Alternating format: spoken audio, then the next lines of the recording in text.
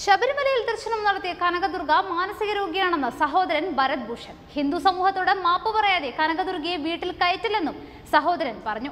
ശബരിമല ദർശനത്തിന് ദിവസങ്ങൾക്ക് ശേഷം കനകദുർഗ വീട്ടിലെത്തിയപ്പോൾ ഭർത്താവിന്റെ അമ്മ ആക്രമിച്ചിരുന്നു. ഇതേ തുടർന്ന് തലയ്ക്ക് പരിക്കേറ്റ ഇവരെ ആശുപത്രിയിൽ പ്രവേശിപ്പിക്കുകയും ചെയ്തു. കനകദുർഗ തന്നെ ആക്രമിക്കുകയായിരുന്നെന്ന് കാണിച്ച് ഭർത്താവിന്റെ അമ്മയും പോലീസ് പരാതി നൽകിയിരുന്നു. ഈ സാഹചര്യത്തിലാണ് കനകദുർഗ മാനസിക രോഗിയാണെന്ന ആരോപണവുമായി സഹോദരൻ രംഗത്തെത്തിയിരിക്കുന്നത്. ഒരു പ്രമുഖ ചാനലിനോടായിരുന്നു സഹോദരന്റെ പ്രതികരണം. എന്നാൽ ഇതിനെതിരെ കനകദുർഗയുടെ പ്രതികരണം ഇങ്ങനെയാണ്. കോടതി ഉത്തരവ് ഞങ്ങൾക്ക് അനുകൂലമായതിൽ വളരെ സന്തോഷമുണ്ട്. പ്രൊട്ടക്ഷൻ തരാ എന്ന് പറഞ്ഞതിലും സന്തോഷമുണ്ട്. ഇത്തരത്തിലുള്ള ഒരു ഓർഡർ വന്നതുകൊണ്ട് ഇനിയുള്ള യുവതികൾക്ക് അല്ലെങ്കിൽ സ്ത്രീകൾക്ക് ശബരിമല ക്ഷേത്രപ്രവേശനം ആഗ്രഹിക്കുന്നവർക്ക് എല്ലാവർക്കും സുഗമമായി യാത്രാ സൗകര്യം ഉണ്ടാകും.